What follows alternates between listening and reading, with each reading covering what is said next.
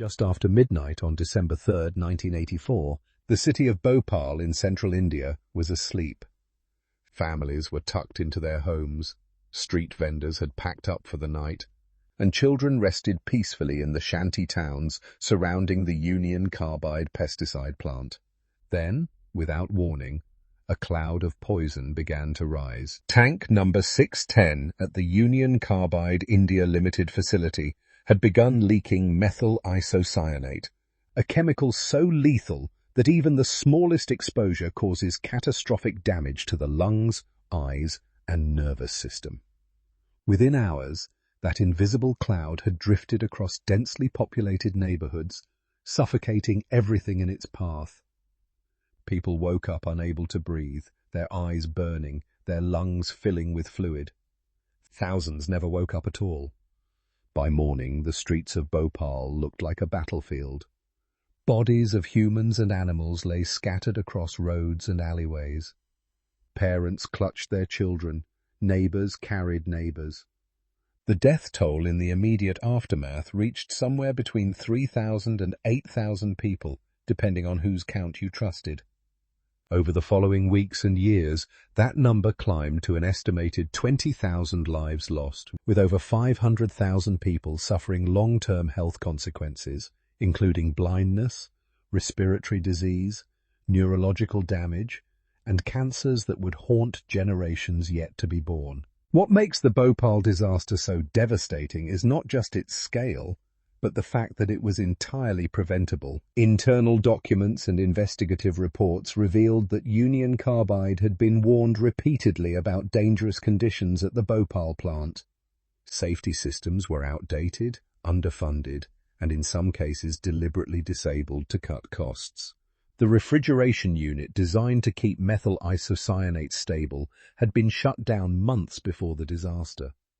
The scrubber system meant to neutralize any escaping gas was not functioning at full capacity. The flare tower, a last line of defense, was also offline. Workers had raised alarms. Inspectors had flagged concerns. Yet the corporation, headquartered in Danbury, Connecticut, continued to operate the facility with what investigators later described as criminal negligence.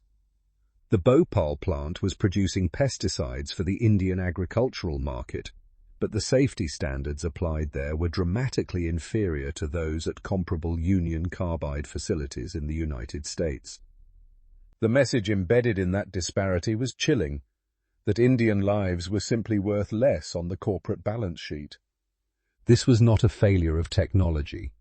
It was a failure of conscience, compounded by a system that allowed multinational corporations to operate in developing nations with near total impunity. In the years following the disaster, survivors and their advocates fought desperately for justice. The Indian government filed suit against Union Carbide in American courts, seeking accountability from the corporation at its source. But in 1986, a United States federal judge ruled that the case should be tried in India, effectively removing it from a jurisdiction where punitive damages could have been substantial. In 1989, the Indian Supreme Court approved a settlement of $470 million between the Indian government and Union Carbide, a figure that survivors and human rights organizations condemned as outrageously inadequate. Divided among hundreds of thousands of victims, many received compensation amounting to a few $100s for a lifetime of suffering. Warren Anderson, the chief executive officer of Union Carbide at the time of the disaster, was declared an absconder by Indian courts after he failed to appear for criminal proceedings. He had been briefly detained in India in December 1984, then released on bail and allowed to fly back to the United States, where he lived comfortably until his death in 2014, never having faced meaningful legal consequences. The Indian government's own role in this failure cannot be overlooked. Political pressures, bureaucratic delays, and a reluctance to antagonize foreign investment created an environment where justice was perpetually deferred. 4 decades later, the consequences of that night continue to ripple through Bhopal. The abandoned Union Carbide plant still stands, its rusted infrastructure a monument to corporate abandonment. Thousands of tons of toxic waste remain buried in and around the site, leaching into the groundwater that local communities depend on for drinking and cooking. Studies have consistently found elevated levels of toxic chemicals in the water supply of neighborhoods surrounding the former plant. Children born to survivors have shown higher rates of birth defects, developmental disorders, and chronic illness. A second generation of victims who never breathed that original cloud of poison but carry its legacy in their bodies. Activist groups like the Bhopal Gas Pidith Mahila Udyog Sangathan have spent decades demanding proper cleanup, adequate medical care, and genuine accountability. They have marched, petitioned, and testified before courts and commissions. They have kept the story alive when the world's attention moved on. Dow Chemical, which acquired Union Carbide in 2001, has consistently refused to accept liability for the Bhopal disaster, arguing that the settlement reached in 1989 resolved all claims.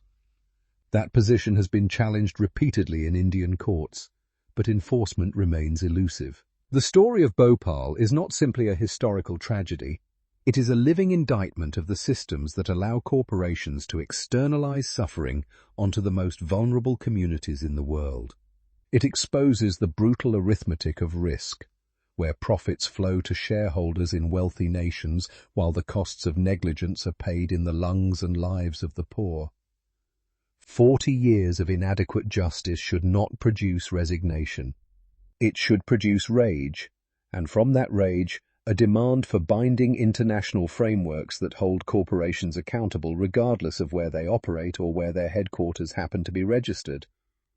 The people of Bhopal did not ask to become a case study. They asked to be treated as human beings. That request remains after 4 decades unanswered.